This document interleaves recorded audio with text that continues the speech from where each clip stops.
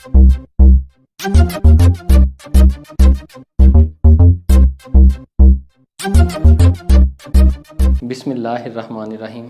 अस्सलाम वालेकुम। आज हमारा तीसरा इडियम है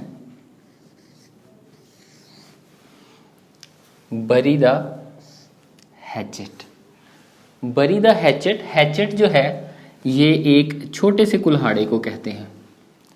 आमतौर पे जो ट्राइबल लोग हैं, कबीलों के अंदर रहने वाले, जो पुराने दौर के कबाइल हैं, आजकल के दौर में भी अमेज़न के जंगलों में कुछ कबीले अभी भी आबाद हैं, उनके पास भी इस तरह के कुल्हाड़े होते हैं, इस तरह के एक्स होते हैं जो वो इस्तेमाल करते हैं। तो हैचेट जो है एक कुल्हाड़े को कहते हैं। अब इसका तर्जमा ये हुआ कि अपने कुल्हाड़े जो है उनको मट्टी में दबा देना। अब इसका मतलब क्या है? टू एंड द कॉन्फ्लिक्ट, जो तनाज़ा है उसे ख़त्म कर देना, और मेक पीस, अमन कायम करना।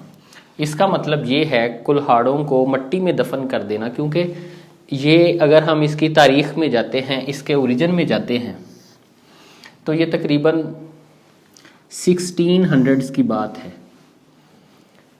तब नॉर्थ अमेरिका के अंदर वहाँ पे पीस टॉक होती, जब प्यूरिटन्स के दरमियान और जो वहाँ के नेटिव अमेरिकन्स हैं। जो नेटिव अमेरिकन्स हैं ये वहाँ रहने वाले वो कबायली लोग थे।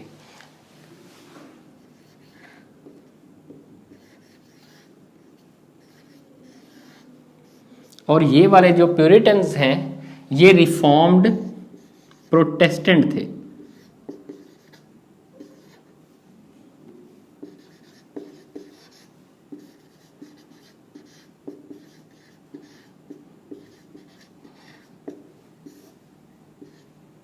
रिफॉर्म्ड प्रोटेस्टेंट, जो प्रोटेस्टेंट है ये ईसाइयों का एक ग्रोह है, ये क्रिश्चियन का एक ग्रोह है। जो रिफॉर्म्ड है ये आगे प्रोटेस्टेंट की एक शाख है।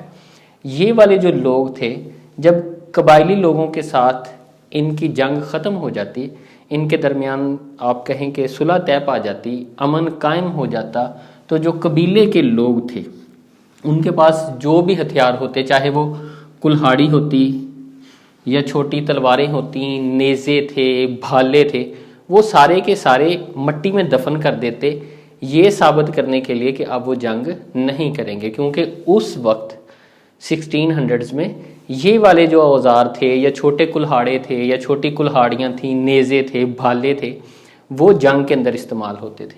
उसके बाद ये एक आप कहें कि बरी द हैचेट जो है ये एक सरमनी के तौर पे उभरा। बहुत से मालिक के दरमियान जब सुलह होती तो ये इवेंट जो था मनाया भी जाता। मुख्तलिफ जो है, जैसे जो कैरोलिना स्टेट है उसके अंदर और भी बहुत से मालिक हैं जिनके दरमियान उनके दुश्मनों के साथ जब सुलह हो जाती तो वो ये इस सरमनी का जो है वो एहतमाम करते। लेकिन वहाँ पे कोई वो इस तरह के काम ना करते, वो आप कहें कि एक नुमाइशी तौर पे होता। लेकिन यहाँ पे बिल्कुल वो जो कबायली लोग होते वो अपनी कुल्हाड़ियाँ जो थी वो मट्टी में दफन कर देते।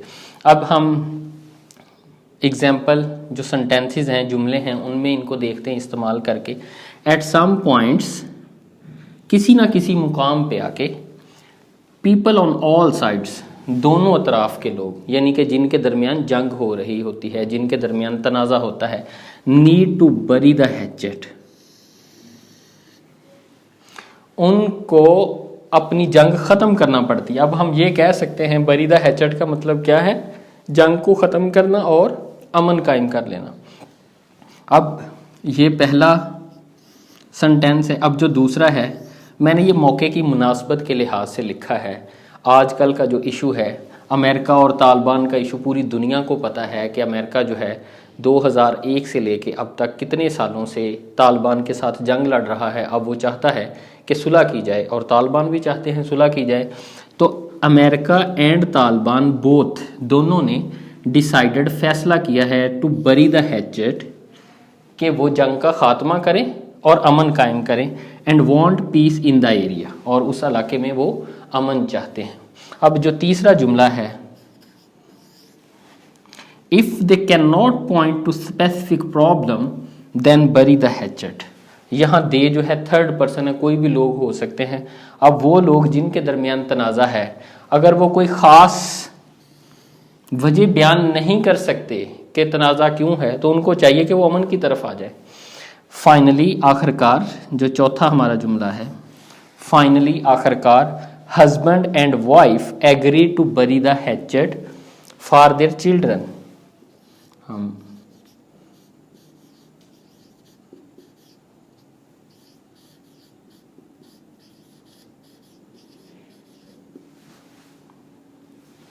तो हम कह सकते हैं यहाँ कि जो मियाँ बीवी है उनके दरमियान वो इस चीज़ पे राज़ी हुए कि अपने बच्चों की खातर उन्हें झगड़ा ख़त्म कर देना चाहिए। तो बरी दी हैचेट का मतलब क्या हुआ? जंग को ख़त्म करना, झगड़े को ख़त्म करना, तनाज़े को ख़त्म करना और अमन को कायम करना। मेरा ख्याल है कि इन मिसालों के बाद आपको मुकम्मल तौर पे समझ आ गई होगी और इंशाल्लाह ये नहीं भूलेगा। और अगले ईडियम तक मुझे इजाज़त दीजिए। अल्लाह हाफिज़।